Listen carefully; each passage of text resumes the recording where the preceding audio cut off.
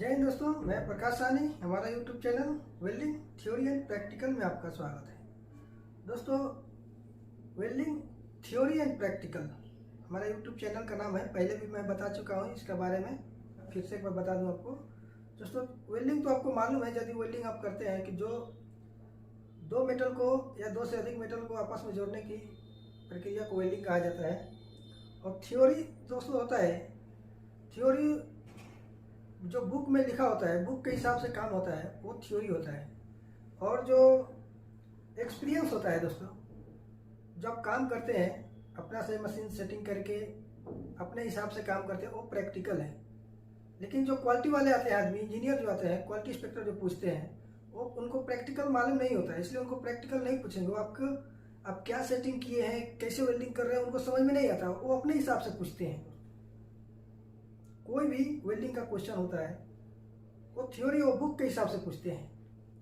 तो हो सकता है कुछ भाई लोग को ये जानकारी नहीं होता है, कभी कभी नहीं जवाब दे पाते हैं। लेकिन मैं आज ऐसा कुछ क्वेश्चन लेके आया हूँ कि कोई भी आएगा इंस्पेक्टर, क्वालिटी इंस्पेक्टर या इंजीनियर, जो आपसे कुछ भी सवाल करे वेल्डिंग के बारे में, तो उनको जवाब दे पाएंगे। हाँ, मैं काम कैसे करता हूँ, कहाँ सेटिंग किया हूँ मशीन को, कौन सा जॉब के लिए कितना, कौन सा मिग वायर यूज करना है दोस्तों, कितना करंट, कितना वोल्टेज, कितना गैस ये यूज करना है, सारे बात बताऊंगा मैं। तो हमारे यूट्यूब चैनल को सब्सक्राइब कर लीजिए और बेल आइकन को दबा दीजिए, ताकि हमारा कोई भी वीडियो आएगा तो सबसे पहले दोस्तों आपके पास पहुंचेगा। दोस्तों, एक बात और बताना चाहूँगा मैं, आप मिग वेल्डर हैं या आर्क वेल्डर हैं या टिक वेल्डर है, कोई भी वेल्डर है, आपके मन में कोई भी वेल्डिंग के बारे में आपका मन में कुछ सवाल है, हमारे वीडियो में नीचे कमेंट करके जरूर बताइएगा। कुछ भी ऐसा मन में डाउट है, मैं उसका आंसर देने का कोशिश करूंगा। दोस्तों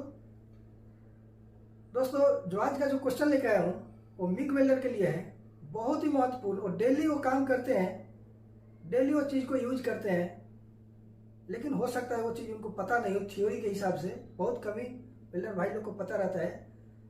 तो आज मैं कुछ क्वेश्चन लेकर आया हूँ जो वेल्डर भाई लोग के लिए बहुत ही महत्वपूर्ण है। तो आइए दोस्तों, कौन सा क्वेश्चन है आपको बताता हूँ बोर्ड पे। तो दोस्तों, मैं आपके सामने पहला क्वेश्चन लेकर रेडी हूँ, जो मैं पढ़ के बता देता हूँ। दोस्तों, मिग मैग वेल्डिंग में कॉन्टैक्ट ट्यूब के क्या कार्य होते हैं। दोस्तों, एग्जाम्पल के लिए मैं एक क्वेश्चन को एक बार फिर से समझ लेते हैं। मिग मैग वेल्डिंग में जो कॉन्टैक्ट टिप्स होता है दोस्तों, ये जो कॉन्टैक्ट टिप्स है, क्वेश्चन वही कह रहा है कि मिग मैग वेल्डिंग में कॉन्टैक्ट टिप के क्या काम होते हैं, इसका क्या काम होता है, पूछा है क्वेश्चन। तो दोस्तों, आप लोग में से कितना आदमी जानते होंगे कॉन्टैक्ट टिप का क्या काम होता है, क्यों लगाते हैं इसको। और यहाँ पे ऑप्शन दिया है, पैरामीटर की दर के साथ वायर फीड दर को नियंत्रित करना। जो पैरामीटर होता है दोस्तों वेल्डिंग मशीन में, जो मीटर होता है, उसके साथ वायर का जो स्पीड होता है, वायर फीड, उसको नियंत्रित करना, पहला ऑप्शन हो दे रहा है। दूसरा है करंट को प्रभावी रूप में ट्रांसमिट करना। जो करंट होता है, जो जितना करंट में हम लेते हैं वेल्डिंग करने के लिए, तो वो करंट को प्रभावी रूप में ट्रांसमिट करना, वो पूछ रहा है। मतलब इसको देना, करंट देना। ये टिप्स जहाँ पर हम वेल्डिंग करते हैं वहाँ पे करंट देने का काम करेगा, वो दूसरा ऑप्शन है। तीसरा है सिग्नल को वायर फीड को रिस्पॉन्स देना, सिग्नल को वायर फीड को रिस्पॉन्स देना। और डी में है फीलर वायर को पकड़ना, ये जो वायर है उसको पकड़ना। ये चार में से क्या सही होगा आपके हिसाब से। क्वेश्चन कह रहा है कि इसका क्या काम है, टिप्स का क्या काम है। यहाँ पे चार ऑप्शन दिया हुआ है, क्या हो सकता है। ये वेल्डर को जानना बहुत जरूरी होता है, जो मिग वेल्डिंग करते हैं दोस्तों, मिग वेल्डिंग को जानना बहुत जरूरी होता है ये। दोस्तों, इसका आंसर होगा करंट को प्रभावी रूप से ट्रांसमिट करना। ये क्या करता है, टिप्स क्या करता है,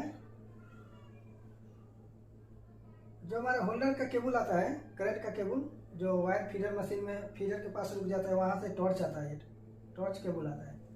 तो टॉर्च केबल को करंट, इसको करंट कहाँ से आता है, वायर में करंट नहीं आता है, ये करंट यहाँ पे होता है, टिप्स में होता है। ये जो नोजल दिख रहा है यहाँ पे करंट होता है, जब टिप्स में आके टच होता है तो उसको करंट मिलता है। जब आप वेल्डिंग करते होंगे तो देखते होंगे कि नोजल में करंट नहीं आता है, जब वायर निकलेगा तो करंट आता है। तो करंट इसको यहाँ टिप्स के पास मिलता है दोस्तों। तो इसका आंसर यही होगा, करंट को प्रभावित रूप से ट्रांसमिट करना। इसका कॉन्टैक्ट टिप्स का वही काम है, करंट को ट्रांसमिट करता है वो। समझ गए होंगे दोस्तों। तो मैं दूसरा क्वेश्चन लेके आ जाऊँ।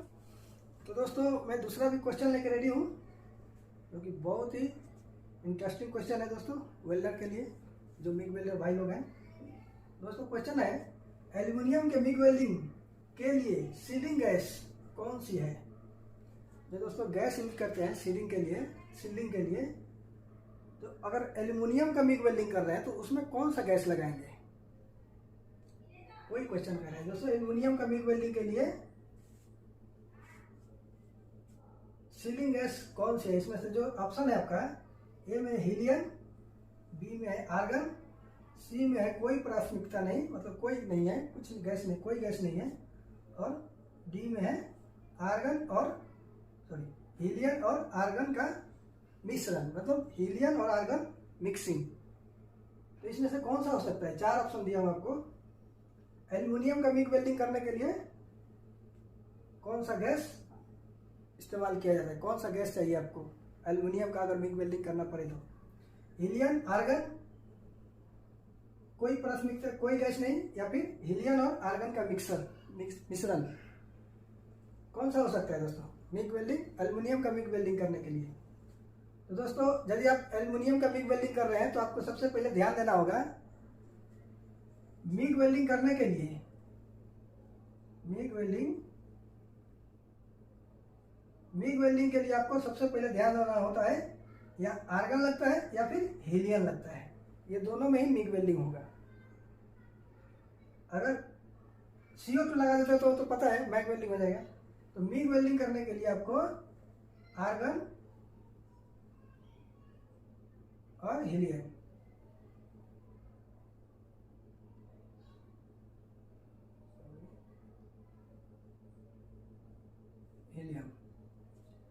तो दोस्तों इसका आंसर होगा, आपको यदि एल्युमिनियम का मिग वेल्डिंग करना है तो उसमें लगेगा आपको हीलियम गैस लगेगा दोस्तों, आर्गन भी नहीं लगेगा उसमें। हीलियम आर्गन का मिक्सर इसमें दिया है लेकिन वो भी नहीं लगेगा।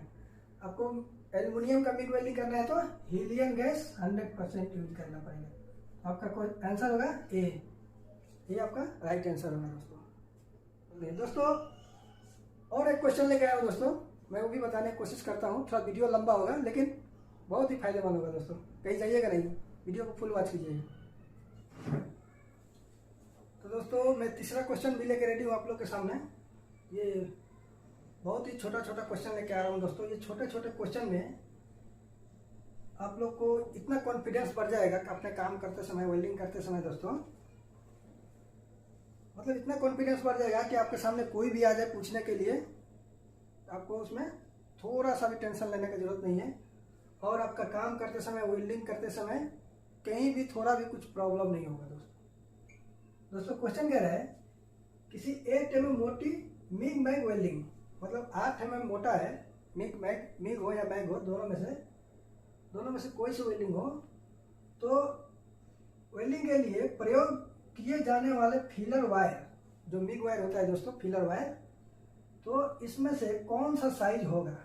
मैं 4 साइज लिखा हूँ, मैं आपको आसान भाषा में समझाता हूँ। ये किताब का भाषा, बुक का भाषा है दोस्तों, ये जल्दी समझ में नहीं आता है। तो क्वेश्चन करने का मतलब है कि अगर 8 mm आपको वेल्डिंग करना है तो कौन सा मिग वायर यूज करेंगे?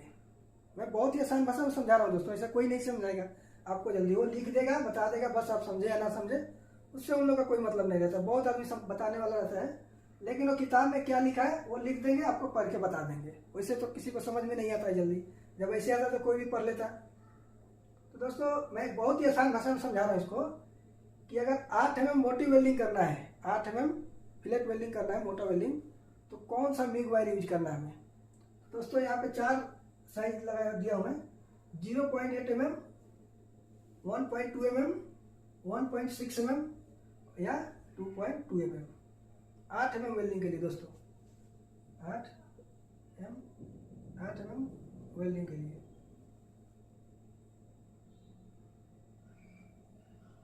अगर 8 mm वेल्डिंग करना है तो कौन सा मिग वायर यूज करेंगे?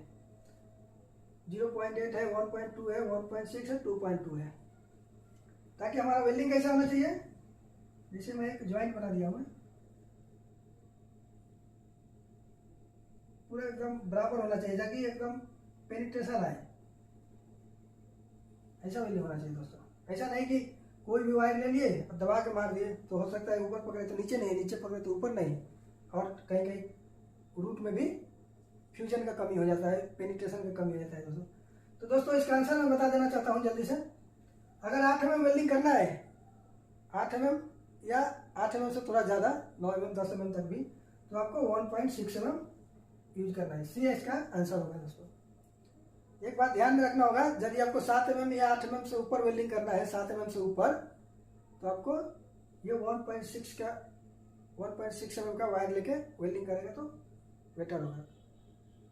तो आई होप दोस्तों आप समझ गए होंगे। आपको वीडियो कैसा लगा है मेरा कमेंट करके जरूर बताइएगा। आपको काम करने में, वेल्डिंग करने में, कोई सा भी वेल्डिंग हो, ये नहीं कि खाली मिग वेल्डिंग, आप कौन सा वेल्डिंग करते हैं, उसमें आपको क्या परेशानी होता है, क्या जानना है, हमसे क्या सीखना है, कमेंट करके जरूर बताइएगा। हमारा वीडियो को लाइक एंड सब्सक्राइब करके ज़्यादा से ज़्यादा शेयर कीजिए, ताकि सारे भाइयों लोग जो वेल्डिंग का काम करते हैं उनके पास पहुंच जाए। थैंक यू, धन्यवाद।